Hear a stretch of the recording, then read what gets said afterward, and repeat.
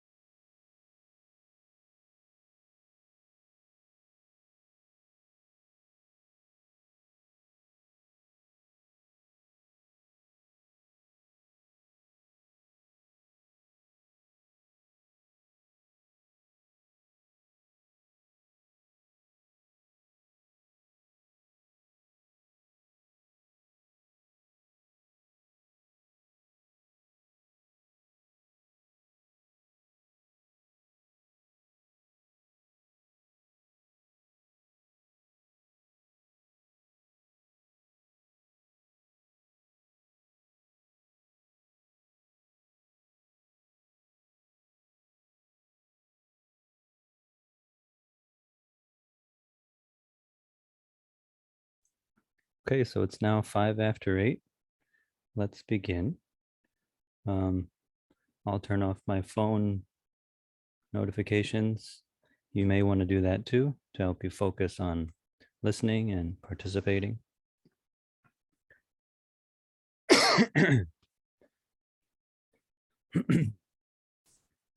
Another, excuse me, another way to participate, if you want to, is to show yourself, show your image.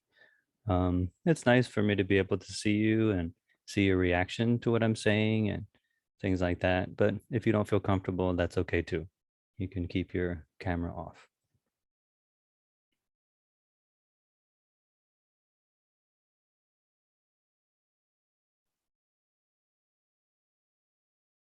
Okay.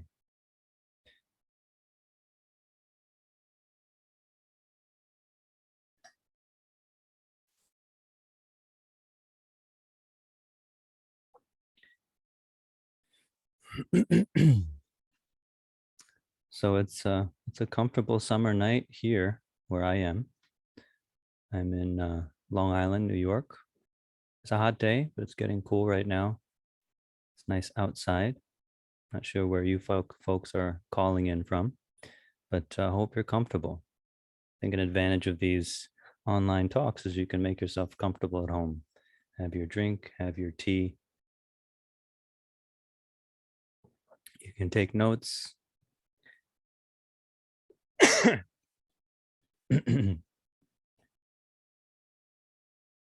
Okay, so welcome everyone. It's nice to see you. It's nice to see your names. Tonight's talk is about uncertainty, being at peace with not knowing. So that's the topic of tonight. I'm not completely certain what I'm going to talk about, but I have a plan. You know, I prepared for the talk. Yes, I won't just blabber the whole time. So hopefully it will be useful. I have a plan. I have some ideas of what I'd like to talk about or what I hope to share. And what I hope to share is partially just comes from the Buddha's teachings, the principles of the Buddha's way of life, which is a way of peace, a way of wisdom and compassion. But of course, some of the things that I say will come from my own experience and my own experience practicing the Buddha's path or the Buddhist path. And some of my experience comes from just working with people as a mental health professional, as a counselor, or as a mentor.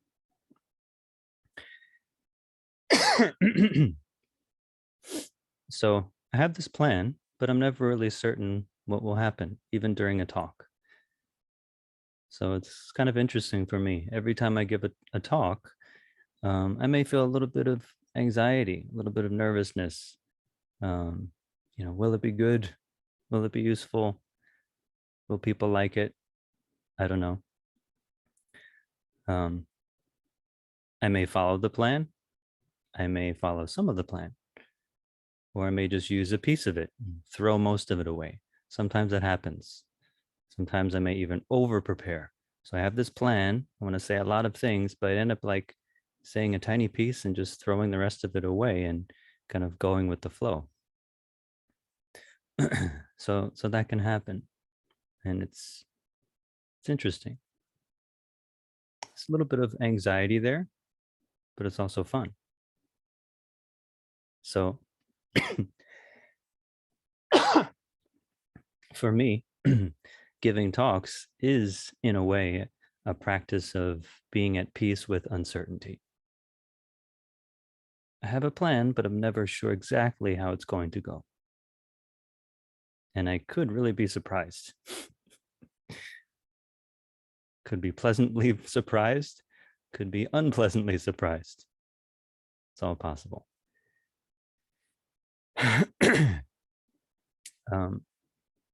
So I hope you'll enjoy it. I hope you'll find it useful. So to start the talk, the main content of this talk, it's about being at peace with not knowing. So I'd like to talk about knowing first. What do I mean? What do I mean by not knowing? Or what do we mean by knowledge, or to know something? Because language is a funny thing, and we all have different understandings of words.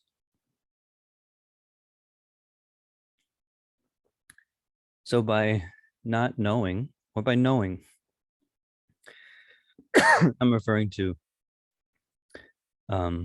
identifying things and having an idea of things, an idea about ourselves, or ideas about ourselves, or ideas about the world, ideas about who we are, what we do, and what the world is, this big place we call Earth, or this universe. It's interesting that as humans, we're probably, yeah, definitely, we're probably one of the most intellectually developed beings on the earth. We've developed and we have complex philosophy. And because of not only philosophy or thinking about life, we also have complex sciences, which are the sciences, whether it's biological sciences or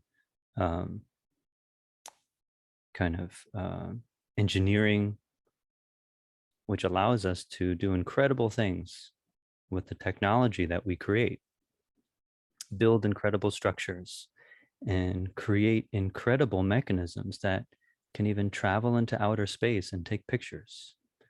Have you folks seen the recent telescope pictures? I see a lot of heads nodding. Yeah, how amazing is that? Supposedly these pictures only took like a few minutes to take, whereas the older telescope took like days to get similar images. It's amazing. It's mind-boggling. So that all this technology is really based on knowledge, or the building blocks of knowledge, which are ideas, bits and pieces of concepts that we've collected saved and transmitted from generation to generation within books, or sometimes even just orally. Oral traditions have perpetuated human technology and understanding. So it's amazing what we can do with knowledge, with ideas. And ideas form one way of knowing and understanding ourselves and the world.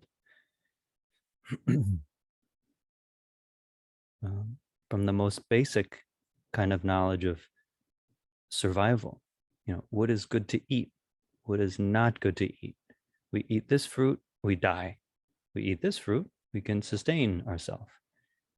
Elementary ideas of knowledge of what is good, what is bad, what is healthy, what is not.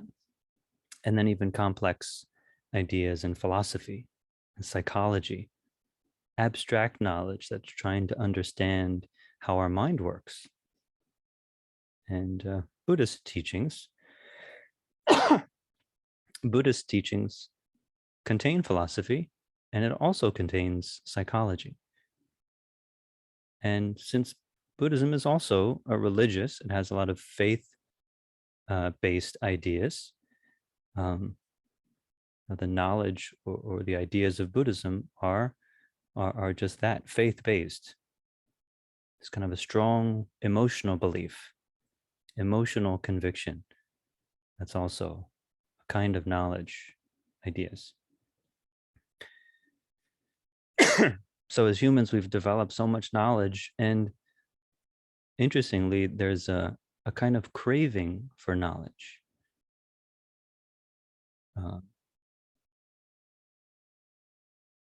For now, if everyone can save texting and commenting, we'll follow up with you later. You could save your questions and ideas for later.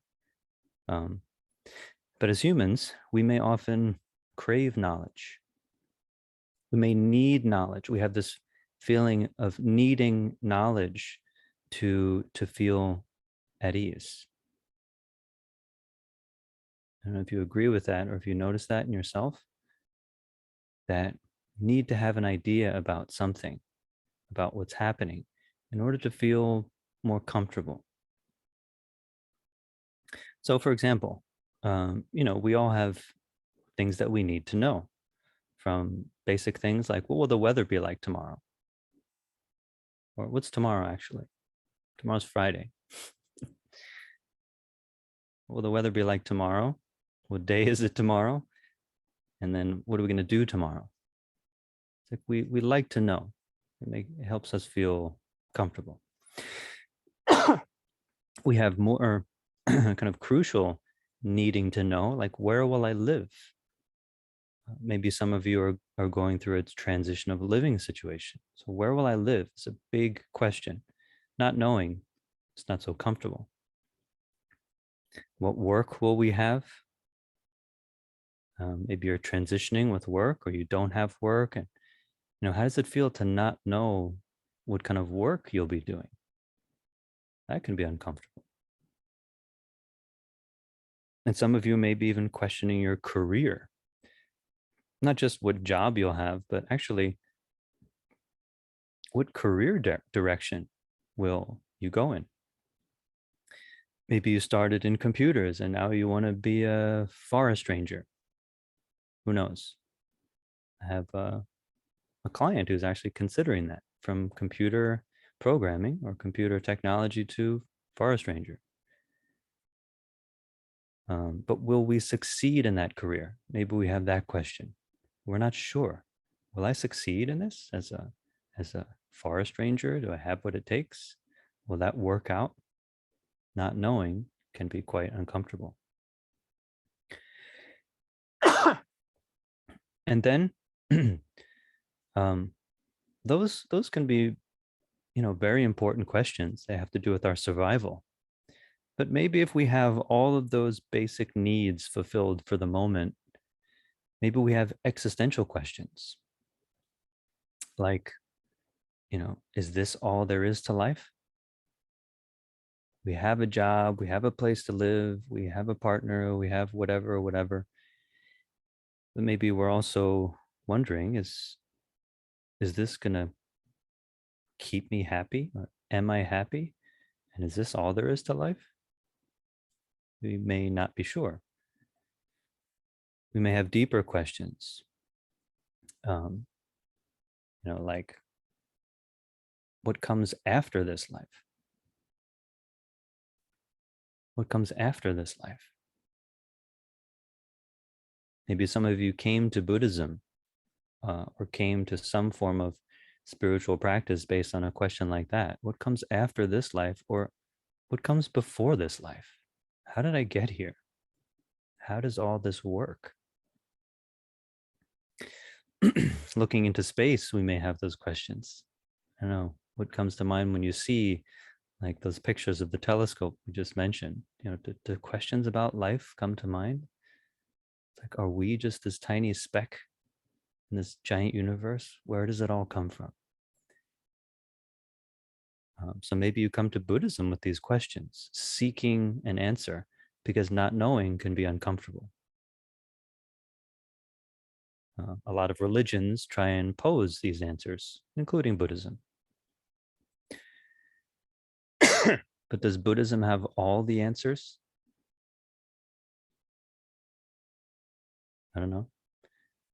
And even if we claimed, or Buddhists claimed, that they have all the answers, do those answers or do those ideas resolve your own suffering or resolve all your anxieties? Buddhism says that there is a life after this one.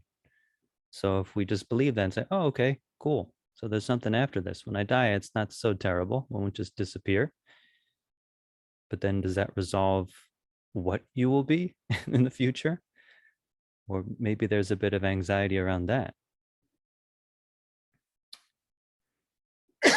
I'm not saying you have to believe that to be a Buddhist either way, but knowing or not knowing can bring about a lot of anxiety. So as humans, we seem to have this need and even a kind of craving for answers, for ideas, and a need to know, to have this idea that we could firmly hold on to in order to feel comfortable.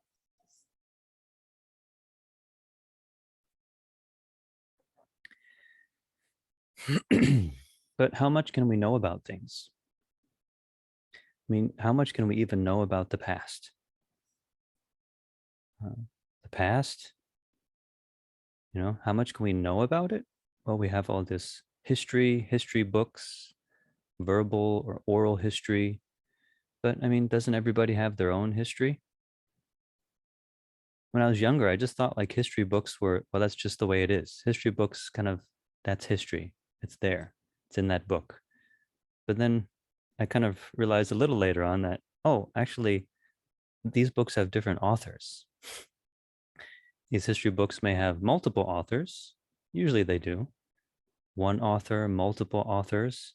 But every history book is a little bit different, a little bit of a different piece of history and a different perspective of history. History book by one person could be completely different when written by another person. And even our own history, our own life, how much do we know about our own past and how much can we remember about our own life? It's amazing how limited that is. So not to mention the future, which hasn't happened, and even the present. At this present moment, how much can we know? How much can we know about this moment that appears to your senses in the space that you're in? How much can you see, hear, and conceptualize at this moment? Do you know what's in the walls of your home right now? Sometimes I see some pretty wild things crawling in the basement, coming out of the holes in the walls. I have no idea these things existed or that they were there, but they were there the whole time, hidden. So how much do we even know about the present? It's quite amazing. So we could refer to knowledge, this kind of knowing, as conceptual as the historical dimension, or as a dimension, or just a conventional knowledge. And it's partial, it's limited, and it's really subjective.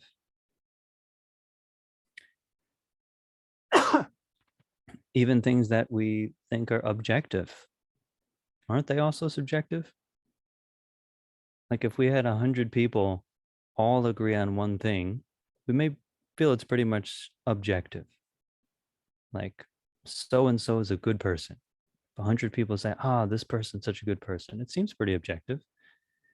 But maybe somebody else who knows that person has a different idea, different perspective.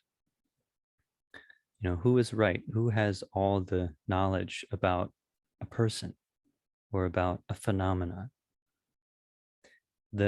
Again, about those pictures of space, I don't know if this is true.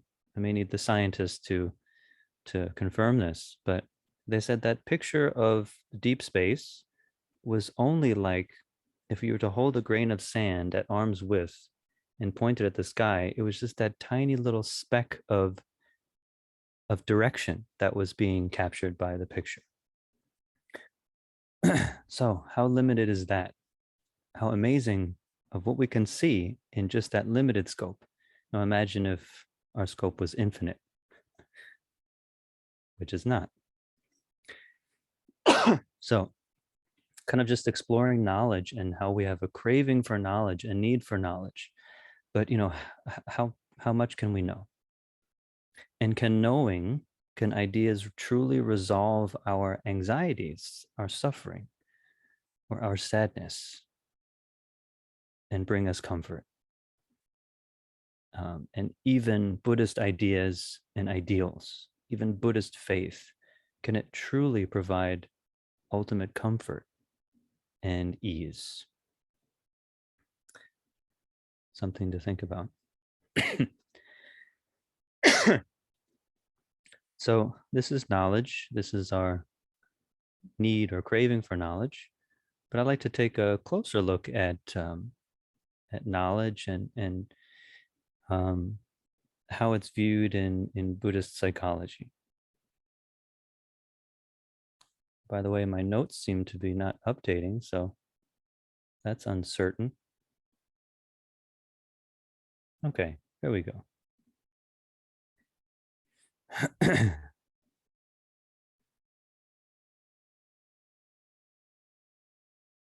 So in terms of basic psychology, Buddhist psychology, how does knowledge develop? How do humans experience knowledge?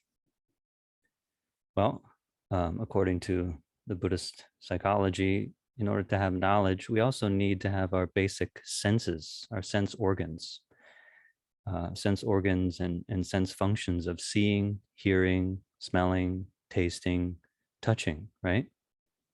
In order to have ideas about the world, we need to be able to contact the world in some way. So our basic senses are the beginning or the condition of knowledge, conditions of knowledge.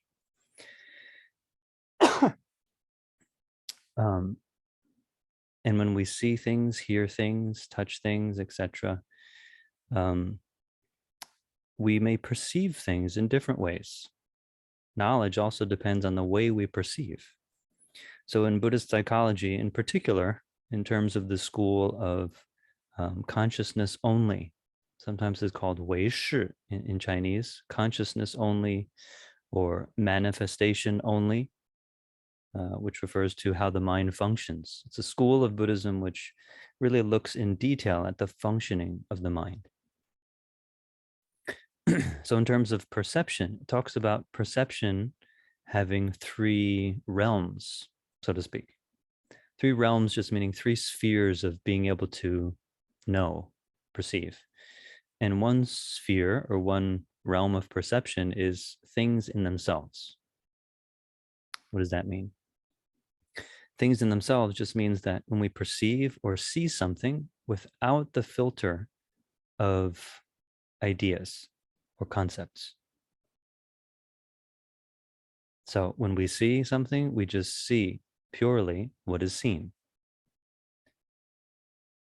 We open our eyes, we see, our ears hear something, we just hear it perfectly clearly, perfectly accurately, not distorted or changed or overlapped or projected upon by ideas or concepts. It's a very pure and clear way of experiencing ourselves and the world, experiencing reality. So that's called the sphere of things in themselves, or perception, in the realm of things in themselves. Another realm of perception is through representation, which is when we see or hear something, our mind captures what is seen and what is heard, and an image is made. Image is made in the mind, and there also may be language attached onto it later. So we see something, we see a tree, that label is given to it. That's a representation of what is seen, what is experienced. That's called the realm of representation. Another realm of perception is called mere images, which means that even when our even when our senses are not contacting anything, when we're not seeing, when we're not hearing, often if we're sleeping, dreaming, this is the realm of mere images. So the mind is purely engaged with these internal images and memories and concepts, and there's no other sense contact. This happens when we're dreaming at night. It also happens if we're daydreaming. We may be completely disconnected from our senses, what's happening around us, or what we could see and hear. We're very much engaged in internally. We could also say that this is an experience that people who have psychosis often live with, internally preoccupied with images and ideas, which may have nothing at all to do with what is seen and heard in the present, but distorted and combined with experiences and past traumas. It's the realm of mere images. So with these three realms of perception, things in themselves, representations, mere images, there are also three modes of perceiving, meaning when we perceive directly, we just see or hear or feel or experience things as they are, undistorted, directly. When we perceive through representations, we're perceiving through a kind of inference or deduction. So we see something, for example, we see something in the distance. We're not sure what it is. We're not certain. And then our mind tries to make sense out of it. It's like, do you ever drive and you see something in the road up ahead? You're not sure what it is. So you got to slow down. You don't want to necessarily run it over. If it's an animal, you don't want to run it over. If you just thought it was a paper bag, who knows? Maybe there's a nails inside that paper bag. So we slow down until our mind can process and see and deduct or infer, what is that? And we create an idea, a representation. Oh, it's just a paper bag. Just run it over. Or, oh, it's a squirrel. So we stop or we move. Or maybe some people intentionally try to hit the animal. Hopefully not. And then the other mode of perception is just completely, it's called false, meaning that when we perceive through just mere images, we're completely disconnected from the reality of the present moment. And we're often lost, unaware that we're lost in images. So it's called a false mode of perception. So knowledge actually comes from this way of perceiving. There's a sensory contact. There's this attentiveness to what is being sensed. And then there may be a development of an image in the mind, and then a language label. And then that may then proliferate into a much more complicated idea.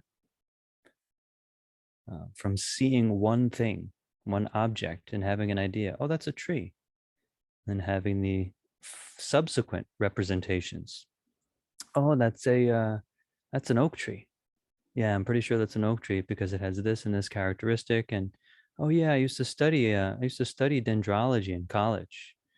Yeah, but I didn't really do well in that class. I failed, and that's because I didn't like it, and I was doing other things. And the mind can then proliferate and create a continuation of ideas that may be not so related at all to what's being perceived or sensed.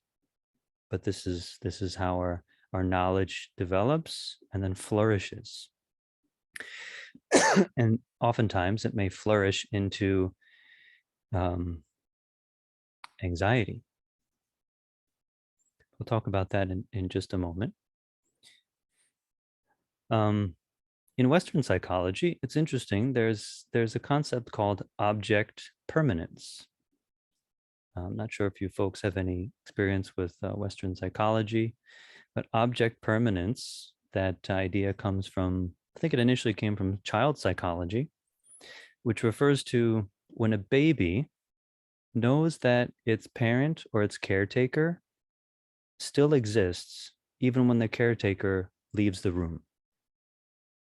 So, this comes from when they did testing. They'd have a mother and a child in a room, and the mother would leave the room, and the baby sometimes would cry and have a certain reaction. Sometimes it wouldn't, and they would kind of observe what could that be, or there would be an object, and the baby would see the object, and then they'd hide it, and the baby would look for it because it still knows that object exists, even though they can't see it.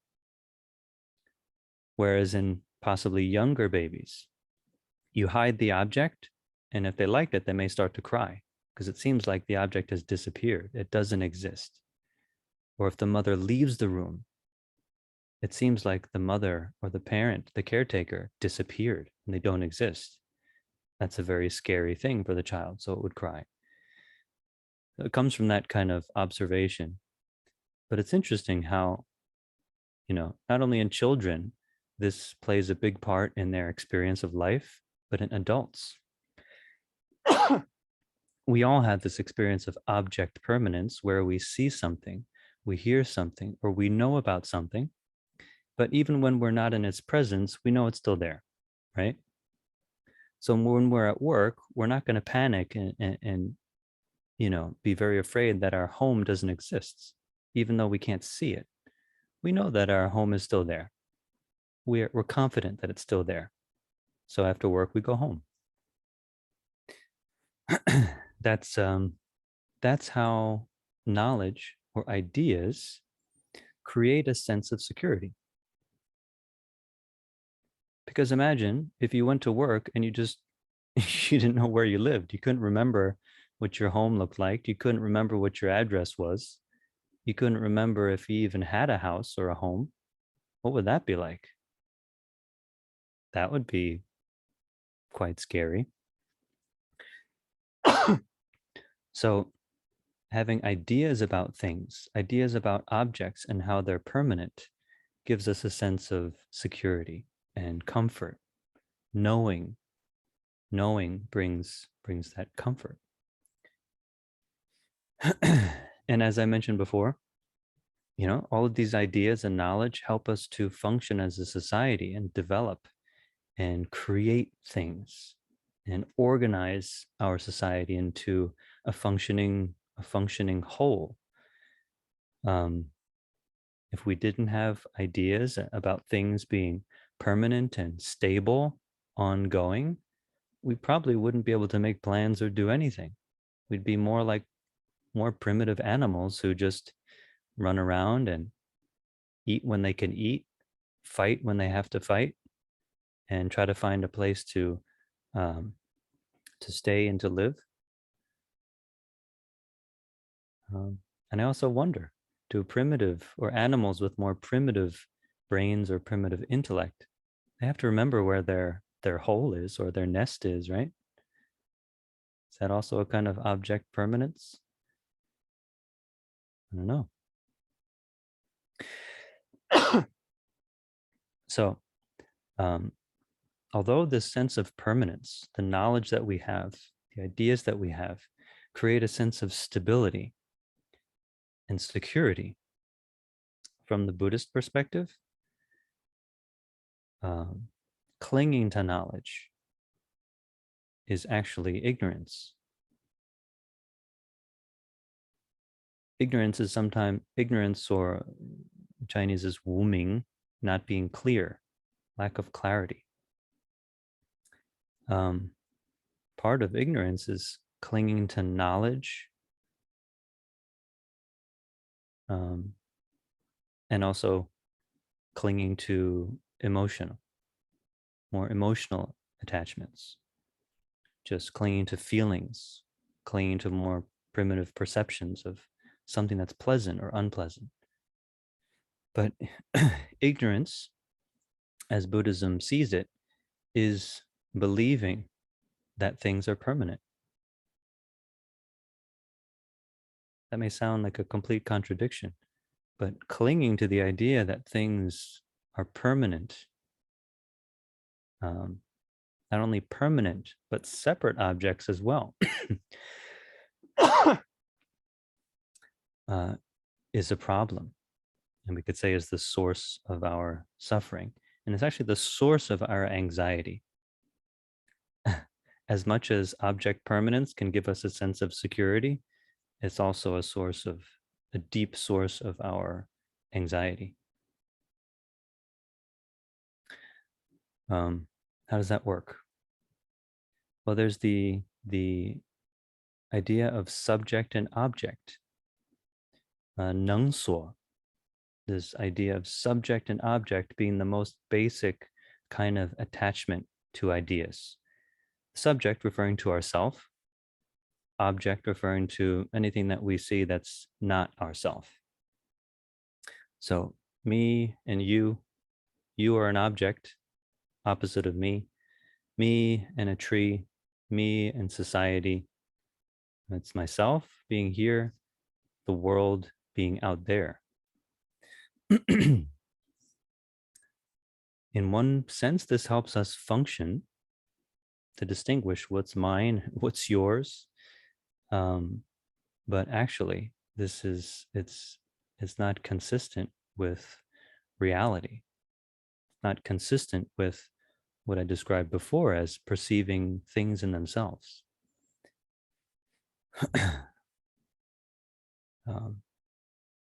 Why is that? Well, yes, although when we have an idea about something being permanent, like our home, is it really permanent? Is it ultimately permanent? What if something happens to our home? What if our home catches on fire? It happens. Hopefully it won't, but it happens. It could catch on fire. So when we're at work, we come home to a home that's destroyed, to a home that's possibly flooded, or to a home that was damaged by storm or damaged by people or objects in our home that we always felt would always be there, the things we cherish. Maybe they're taken, maybe they're stolen or damaged. So although we have this idea that things are permanent, at the same time, we also know that things are impermanent. The problem is when we're not fully aware of how our mind is working and how we're using concepts and ideas, we often cling to them very tightly so that when things change, it becomes a shock. When things change, although we know they're permanent, or as things are changing, when a noticeable change happens, it's a shock, and it can be devastating to us.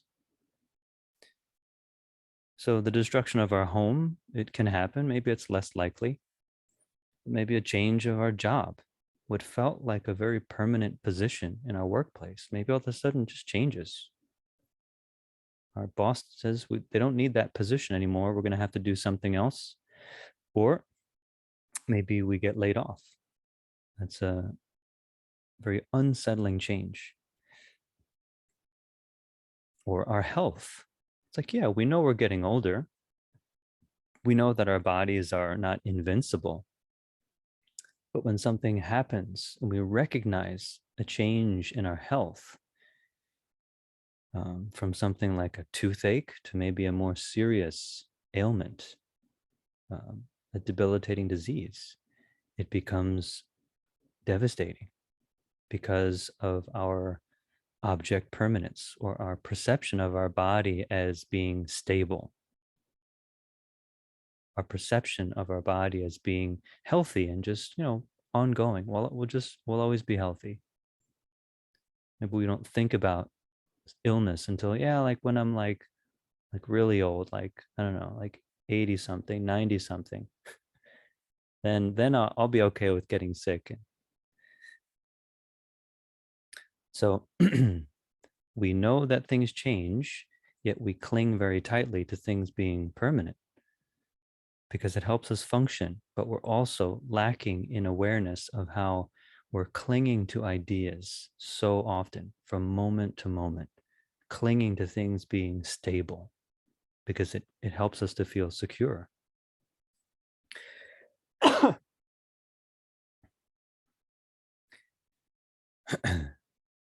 And the idea of subject and object or of ourself being truly separate from other things, that also really goes against reality.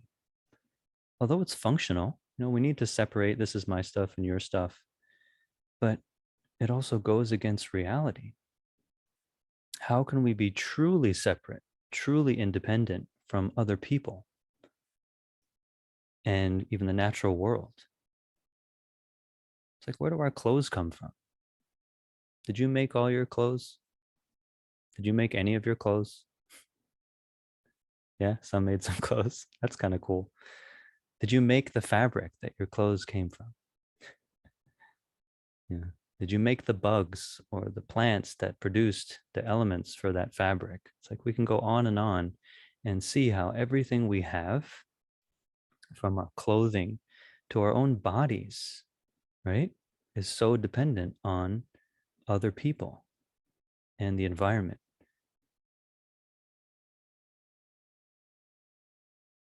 And we sort of know that, but then how often do we forget that?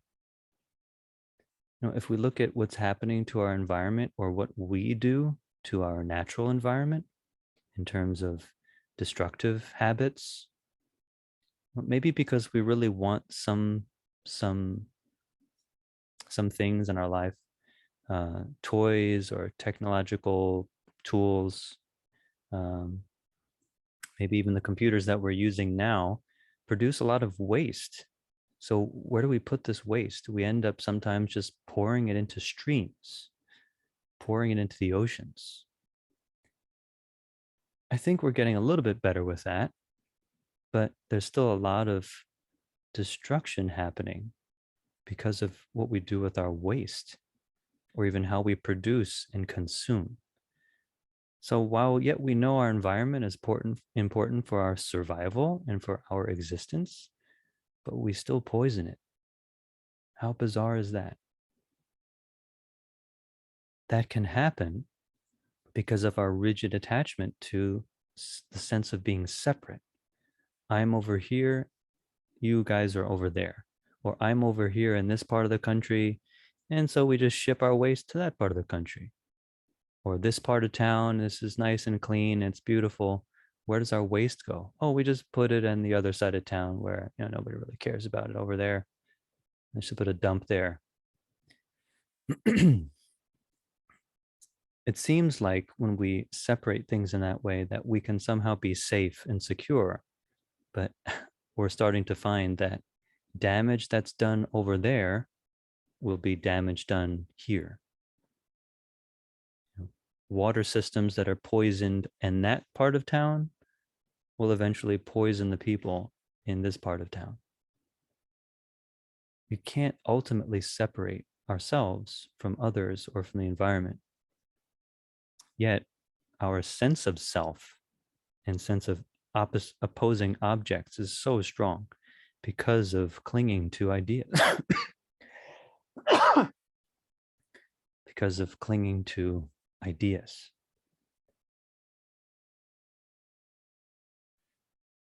So the same kind of functional knowledge that helps us to live in this world, when we don't see it clearly, when we cling to it, we can create a lot of damage and pain for ourselves and for others.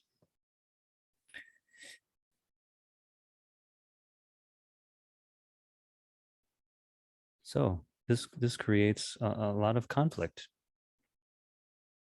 What do we do? There are big problems with our society, with our planet, and this is also an argument. The whole idea of climate change, right? Climate change in terms of climate is changing due to human ways of living. And that's the argument. It's not just saying that the climate is changing or it's not changing, but why is it changing? Why is it becoming the way it is? With all these uh, heat waves and fires and flooding and natural disasters and droughts, things that didn't seem to be happening as usual as they're happening now. Um, how much of that is due to human activity? How much of it is due to natural cycles? It's an argument, and we're trying to use knowledge to figure things out. We're trying to use knowledge to see what's going wrong. But does anyone have the whole picture? Does anyone have all the answers about our climate, about why things are changing the way they're changing? Does anybody know what's going to happen? Definitely. And you may see this in the news if you follow the whole climate change argument or climate change situation.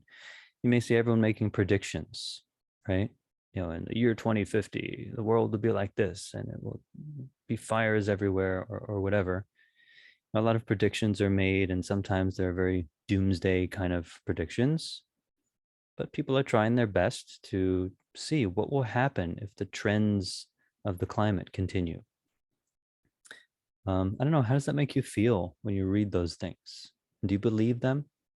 You just read it, you read maybe the headline, you're like, whoa, it's going to be like 10 degrees hotter in 2050, and we're going to be underwater. Florida is going to be underwater. New York City is going to be underwater, or at least downtown. So we got to get an apartment uptown so that in 20 years we're going to have a place when downtown is totally flooded. If we hear these ideas and we just believe them and cling to them, maybe it creates a lot of anxiety. Or maybe we're just not sure what's going to happen. So we try to get more information. We need to know because it's very unsettling to not know. And again, knowledge can function in a way that we can make improvements in the way that we live. If we figure out that a certain thing that we're doing, a certain way that we're living is harmful or is unstable, we can change it. And we can maybe help balance the climate change or stabilize the climate change. I don't know if you folks have seen what some cities are doing to try to deal with overheating. I think it's being done in New York. I have to clarify that, but a lot of roofs in New York were just black. It's this kind of black tar paper or black whatever it is that they make roofs with, flat roofs. They're painting them now, painting them white so that they don't absorb so much heat, create more heat in that area. In some cities, they're trying to paint streets lighter colors so that the streets don't absorb as much heat. They're trying these different things to see what's working. In other places, trees are often planting trees and having more trees and shade, and just the way a tree functions, it can lower the temperature of that area drastically. So that's possibly one thing that can be done to deal with this heat and change in climate. Not only planting trees in cities, maybe planting trees where there are no trees in the countryside, reforesting places that were deforested, places that were mowed down can have new forest, and that can also balance climate in drastic ways, or so it seems. I'm not sure. I'm not certain, but we can use knowledge in a constructive way. We're not denying knowledge. Buddhism doesn't deny knowledge or deny the function of ideas. It tries to help us not to cling to ideas, to not to cling to basic ideas of being separate from everything else, which can lead to placing more importance on ourself and not caring about others, which leads to all kinds of conflict. Um, and it helps us to look at ideas in terms of, yeah, we have knowledge, but nobody has the whole picture. And if we can be more humble, knowing that we don't have all the answers, we can actually minimize a lot of argument and conflict and actually respect each other's ideas. Yeah, maybe you have a part of the picture, maybe I have a part of the picture, maybe we're both wrong, even though it seems right. But being humble towards the ideas and knowledge that we have, or being open to the fact that our knowledge they're just representations of the world. Knowledge is a tool to know the world and live within the world. So the Buddha's teaching propose a way of living that is at peace with uncertainty. There's a way to live at peace with uncertainty. And it's based on just this, not clinging to ideas, making use of ideas, but not clinging to them.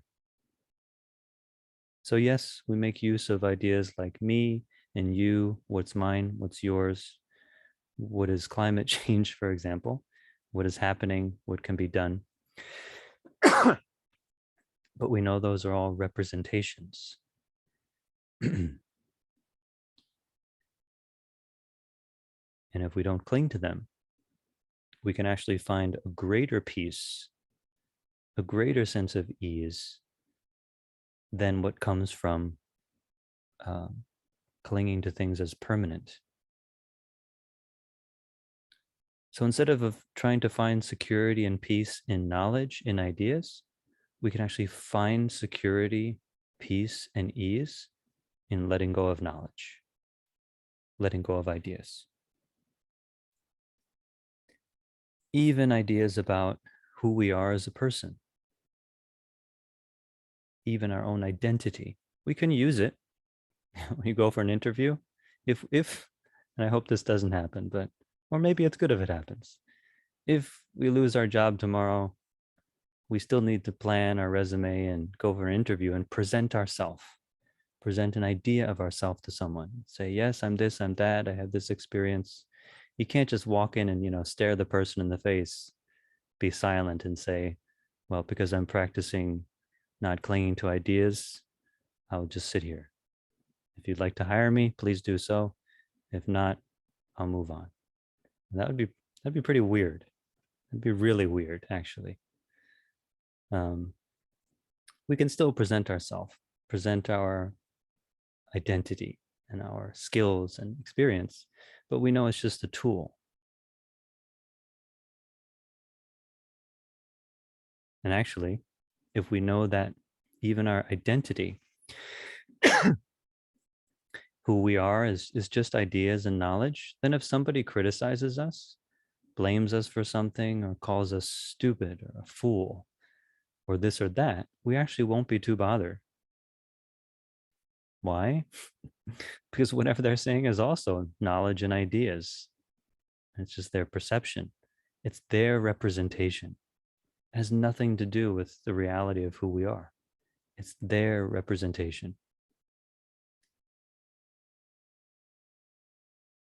So There's a Buddhist sutra called the Diamond Sutra. It's a discourse that the Buddha gave. Maybe many of you are familiar with that. Do you remember the part that says the past mind cannot be grasped, the present mind can also not be grasped, and the future mind cannot be grasped? Meaning our thoughts, our ideas, even our feelings, they happen, they come and they go. And we even have memories which seem to have some stability to them, but the ideas and the things that appear within our mind can't be kept still or stable. The mind or its thoughts is always moving. Whatever we think, it's already past. Do we remember what we were thinking? Like, do I remember what I was even saying a few minutes ago? Yeah, there's memory, but that also comes and that goes. It passes, it changes. It can't be truly grasped. It's not truly permanent, although there's a function there. In that discourse, the Diamond Sutra, the Buddha is trying to remind us to have this attitude of letting go of ideas or not attaching, which is basically the principle of that discourse is presenting. In Chinese, it's called Wu Zhu, or not dwelling. And in in colloquial English, don't we sometimes say, "Oh, don't dwell on it"? If somebody's suffering because of something, oh, just don't dwell on it. In one sense, that's what the Buddha means here. Not clinging to things as being permanent. Whatever happened has passed, even the thoughts and feelings within our mind and body.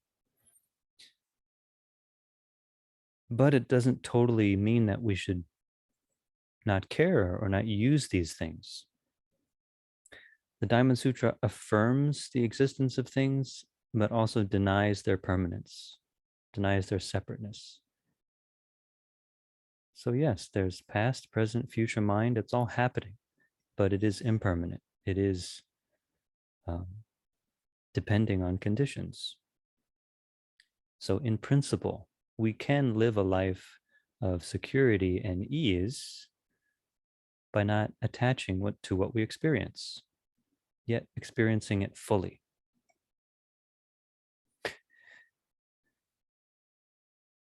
So do we make plans? Yeah, we make plans.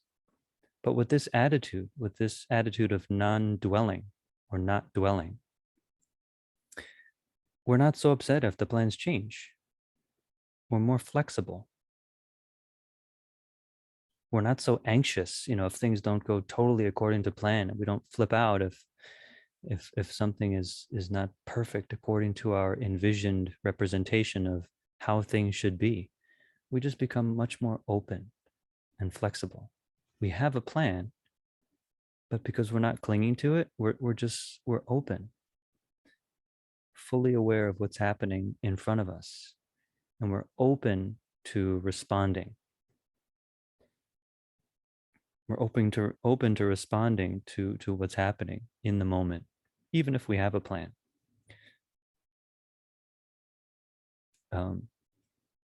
And we have knowledge, we can study, we can acquire knowledge, but we also know that it's not ultimate. So we also have this open attitude to learning. So, with this attitude, someone who wants to be a scientist or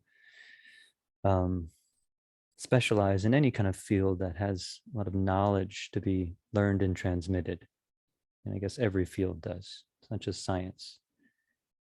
It's not just biological or technological sciences. We can be a professional in our field and acquire and obtain knowledge, but we can be more flexible, knowing that our knowledge is just a representation and we're open to changing our ideas. changing our views. So this is actually wisdom from the Buddhist perspective. Wisdom is being fully aware of our experience, fully aware of knowledge and ideas, and making use of them, but without clinging to them, dwelling on them. And this way of being, or this way of being aware, is liberating. It's liberating because our mind becomes free from ideas. We use them, but we're not bound by them. That's a very peaceful way of being. With this way of being, our mind becomes more and more silent. Whereas when we're anxiously clinging to knowledge because we need to feel secure, the mind becomes very noisy and agitated. And you may find that if you've ever tried to meditate, or if you've ever just taken a moment to be aware of yourself, you may notice that the mind is incredibly noisy, almost non-stop internal talking or noise or images, because of this habit of clinging to ideas, clinging to knowledge to try and feel secure. With the practice of not dwelling on ideas and even not dwelling on any kind of thought or feeling, the mind becomes quieter, peaceful, and clear, not dull or hazy, but clear. The noise of the mind becomes quiet. So our experience of things, our sensation of things, of seeing, hearing, touching, tasting, it actually becomes even clearer and sharper. We become closer to the mode of perception that I mentioned before, which is a direct perception, an experience of our life without being obscured by ideas. um, that's a liberating way of living.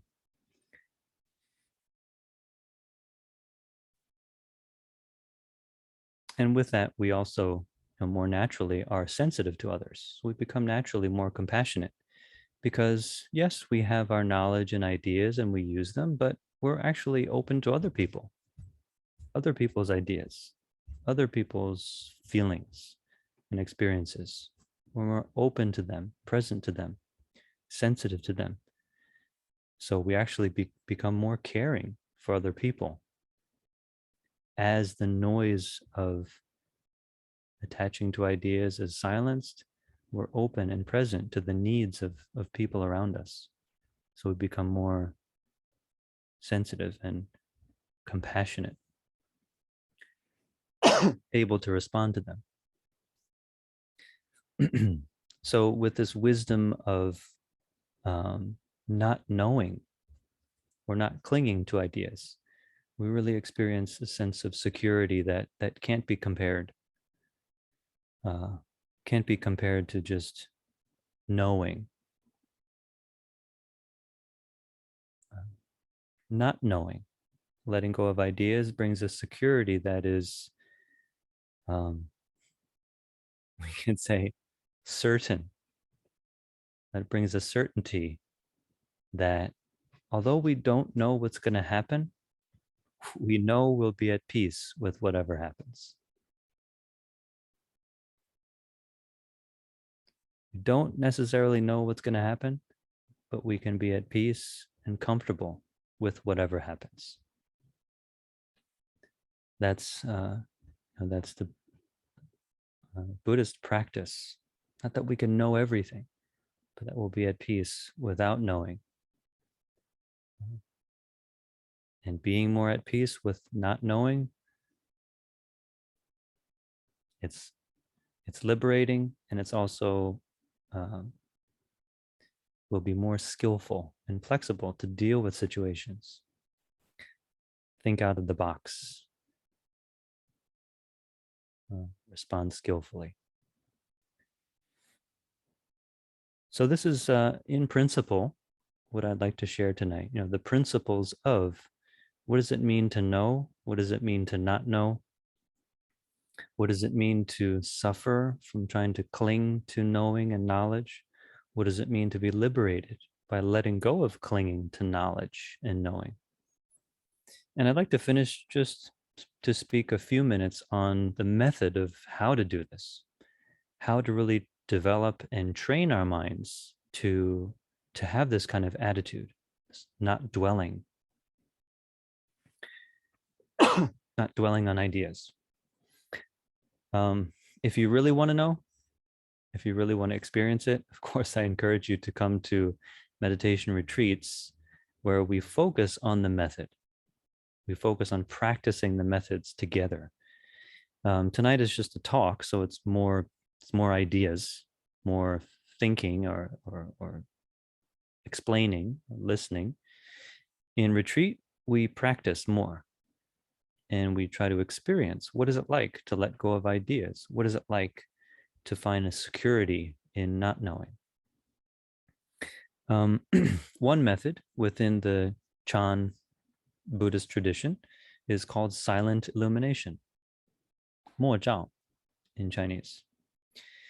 The practice of silent illumination is actually just directly letting go of ideas. Meaning, we don't sit there thinking. It's not about thinking, but we don't try to banish our thoughts either. Thoughts happen, they come and they go. Emotions and feelings come and go as well, but we're not engaging with them. We're not focusing on them. We're actually just directly experiencing sitting. In the context of sitting meditation, it's just directly experiencing sitting. If we're walking, we're just directly experiencing walking. And that's it. Eating, standing, lying down. On retreat, we even do some chores. We experience life, or we try to train ourselves to experience life in the simplest way, without adding unnecessarily all these ideas and noise, the noise of attachment to ideas. We practice letting that go, just directly. Just being aware of whatever presents itself. We could liken it to just being like a mirror. A mirror that's been clean of all its dust. It just reflects whatever's there. Mirror doesn't have any ideas about anything, any commentary. It just reflects. This method of silent illumination is training ourselves to do that. That's one approach. But there is another approach, which I don't often speak of because, I don't know, it seems to be more involved. It's very involved to even explain it, but I think it fits into tonight's talk quite well. This method or this approach developed, much later. This method wasn't, it didn't appear during the Buddha's time in such a concrete way. It was developed, at least as a method in, I guess it's considered medieval China, in the Chinese Buddhist tradition. It's called huatou, or you could translate that as critical phrase. With this method of huatou, or critical phrase, we actually use words to question or challenge our attachment to knowledge. We use words or simple idea to challenge or to break apart our fixation to words and ideas and knowledge. I won't explain in too much detail how that's done, but for example, there's one critical phrase that it goes like this. Before I was born, what is my face? What is my original face? What is my fundamental face, even before I was born? What does that mean? Does that mean, okay, so what was I like in the past life before this life? It doesn't mean that.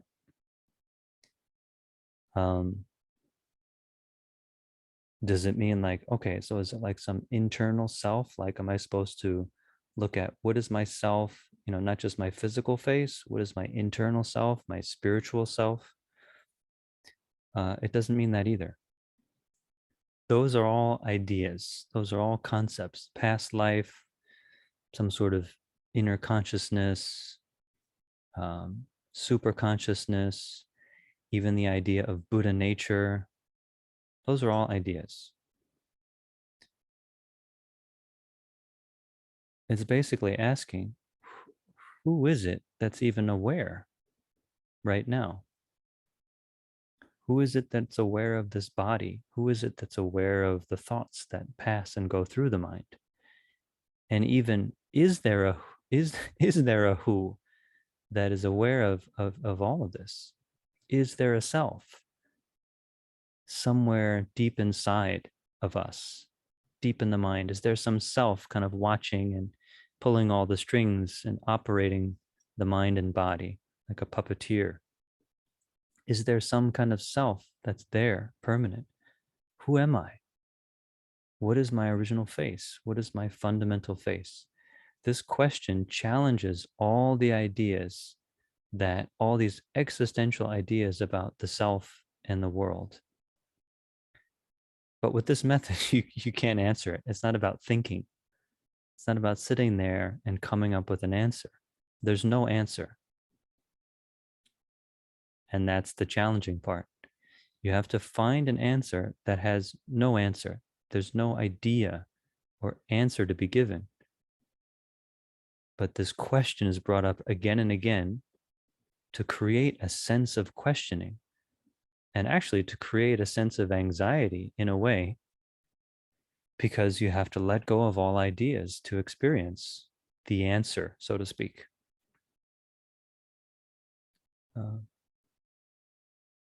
The unanswerable question. This is the method of Huatou. So there's a concrete question that we ask. Who is this that's sitting here?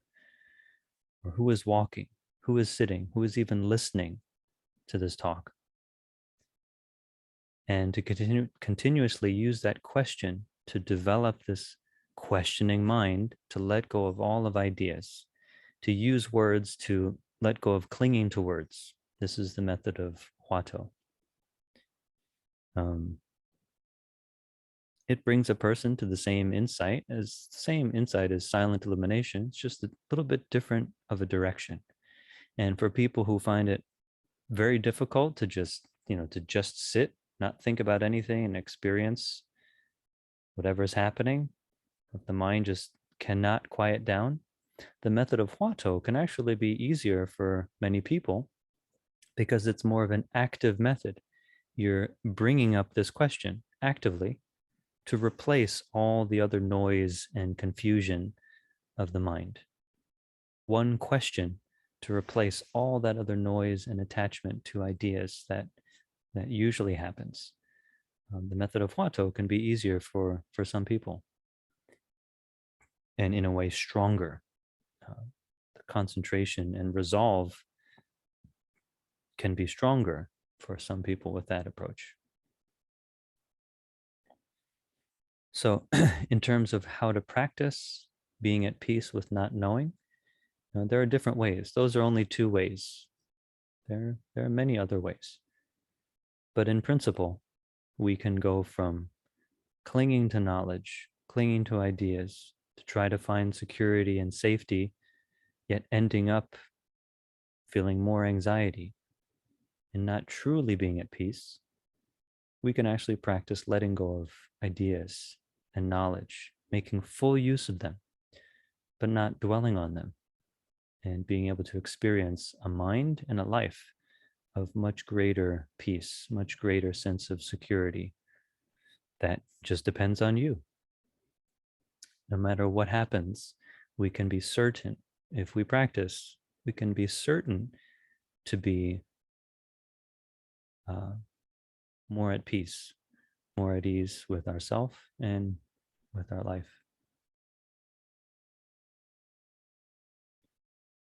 So I'd like to finish my talk here. I think the talk was just scheduled for about an hour and 15 minutes or so, I think. I'd like to save some time for a Q&A and for some interaction. So if you folks have some questions or some feedback, I'd be happy to listen and to share. I'm looking at the texts now to see if there's anything here. Okay. This first very early question was, will this be recorded? Can you watch it later? Yeah. DDRC will post it on YouTube later. So if you wanted to watch it again or share it with people, it will be there. Someone also put, what do you mean by representation? Okay, so when I was talking about representation, or in Buddhist psychology, the realm of representation just means images in the mind.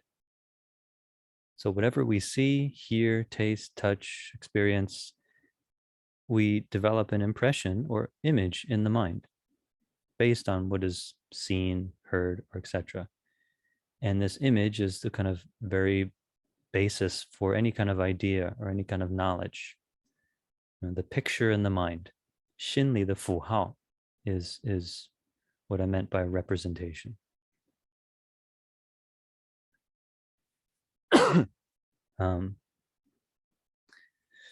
There's another question here. Can practicing mindfulness of present moment to witness constant change also accept uncertainty more? Yeah, I mean, actually, when we practice, I mentioned that method of silent illumination. It's a fancy name for really just being mindful of what's happening in the present without adding all these ideas onto it.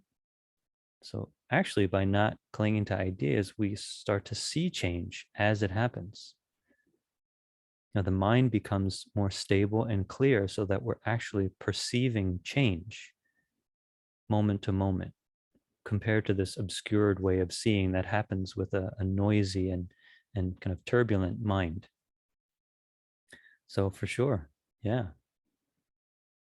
Because we're aware of change, we know that there's no ultimate certainty, and we're at peace with that. We're more at peace with that the more deeply we practice.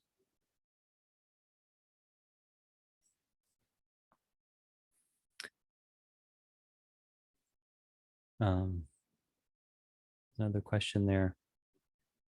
Where do you draw the line between being prepared to deal with an uncertain situation and clinging to the idea of certainty?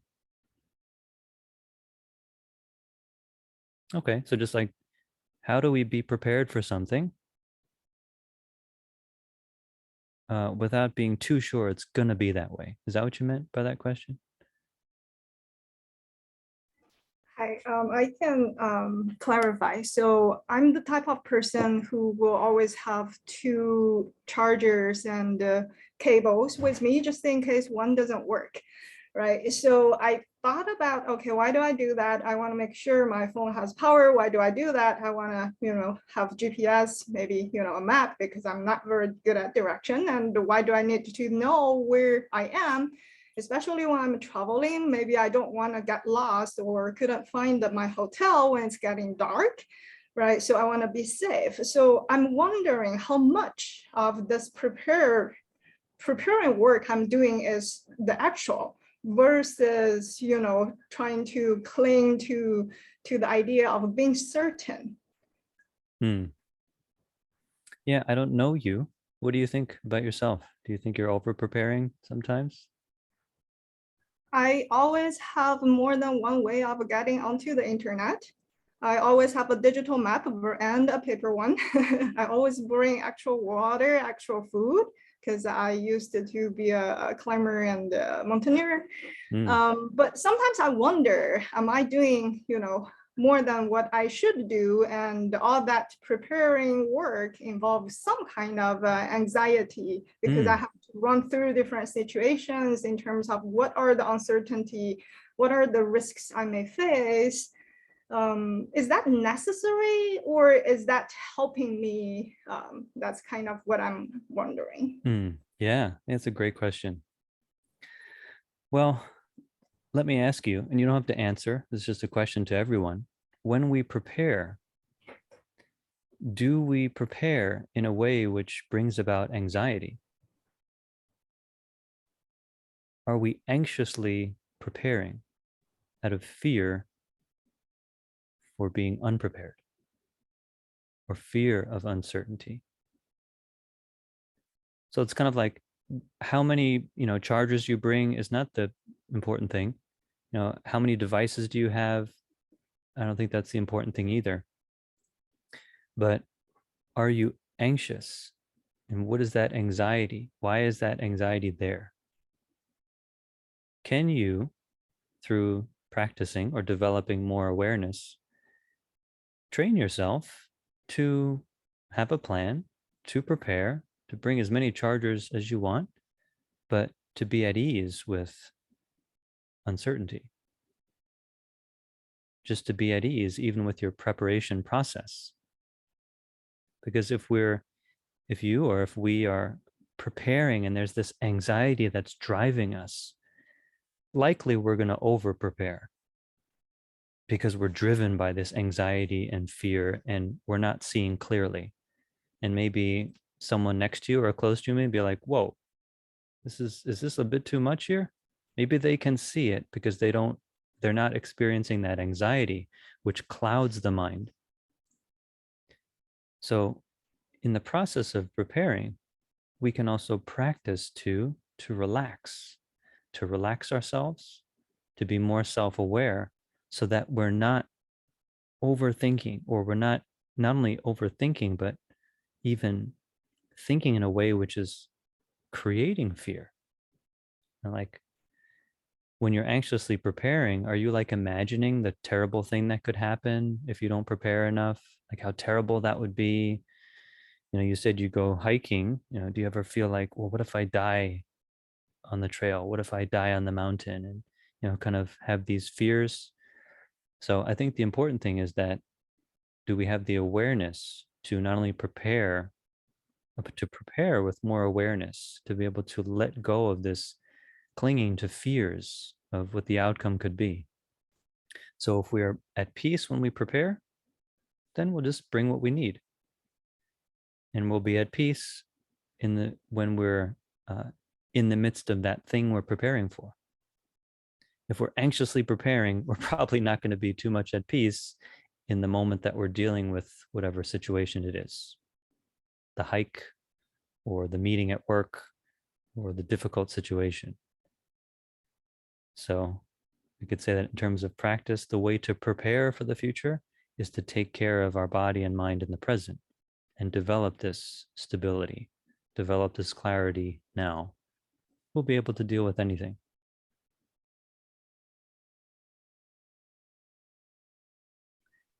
Thank you. Thank That you makes for that. sense. Yeah. Someone, Chen, you had your hand raised for quite a while. Thank you very much. Yeah, I have a question kind of related to the previous one, which is I noticed that I have a lot of anxiety when something is supposed to happen but did not happen. So I'll give you an example. A few weeks ago, I fly from JFK to Taipei, and then my check bag was delayed. And then the company said, oh, they are going to arrive after 4 days. But after 4 days, my bag still didn't arrive. And then no one know where those bags are. So then I become very, very anxious. I couldn't sleep the whole night. And the 5th day, they arrived. And then I realized that this kind of thing happened a lot in me. It was like, I am okay with waiting, but there's a time that is expected to happen and then things didn't happen. And I start to have a lot of anxiety. And maybe things just fix itself a day later. Right. So my question is, during that kind of situation, I feel like I don't know, like practicing silent illumination might be good in terms of this long-term practice, but for this kind of like very, very short-term, and I'm just curious if you have any suggestions on like how, like I could deal with this kind of situation more at peace. Thank you. Yeah, thank you. Yeah, waiting for something that we find is, or we feel is very important to happen. not being sure, if it's going to happen, the outcome is going to be what we want. I think the practice is really the same. Whether it's silent illumination or any kind of other method of developing mindfulness, of developing the quality of stability and clarity of the mind, it comes down to training ourselves. In the long term, yeah, we have a long-term practice that can help us in the long term. In the short term, we can also practice, because in the short term, with maybe there are more minor situations, doesn't it benefit you, or doesn't it benefit all of us to be less anxious? I think it does. It just requires a kind of training. So in that situation, what can you do? You don't know where your bags are. You don't know when they're going to show up. Does it help to keep worrying? It's easy to say from my perspective because it wasn't my bags. But if it was, I'd ask myself, does it help me to worry about them? It's not under my control. I can't control where these bags went. I can't control if they're coming back. But I can control my degree of relaxation.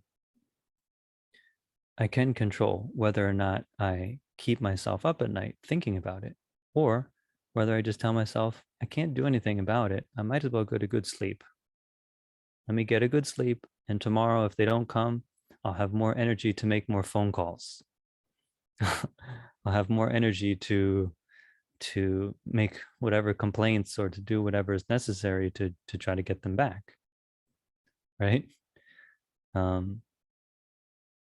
So maybe easier said than done, but it's a training and a way to remind ourselves that worrying doesn't help anything.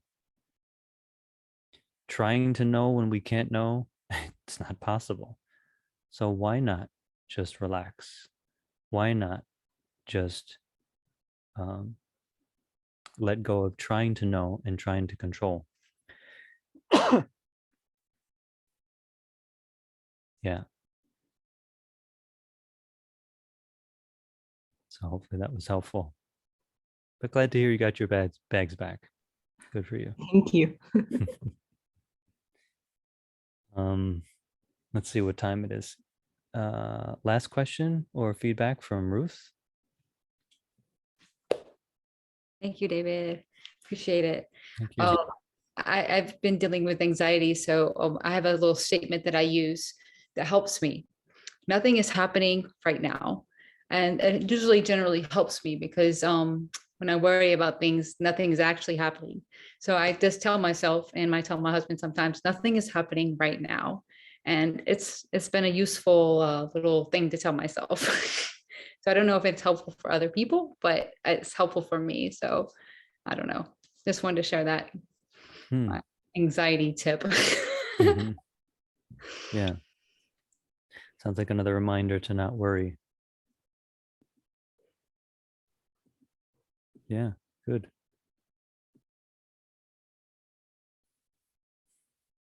Okay, so let's finish here. Hopefully what I shared tonight and what the other folks shared was useful for everyone. There are always lots of uncertainties in our life. Ultimately, maybe we can say everything is uncertain. But I hope you got the main message, which is to make use of what we know, but be at peace with being uncertain. And there are methods we can do that. So we'll finish here for tonight. I don't know if I should advertise for DDRC. They're the host of this talk tonight, but there are lots of retreats coming up at the Dharma Retreat Center in upstate New York. You could check their website for the schedule. If you like the way I present the teachings and practice, I'll be leading. Next retreat is in August. So 1-day retreat, I believe, and then a retreat in September. But there's lots of great teachers and great people sharing this practice up there. So hope to see you all soon, and have a great night.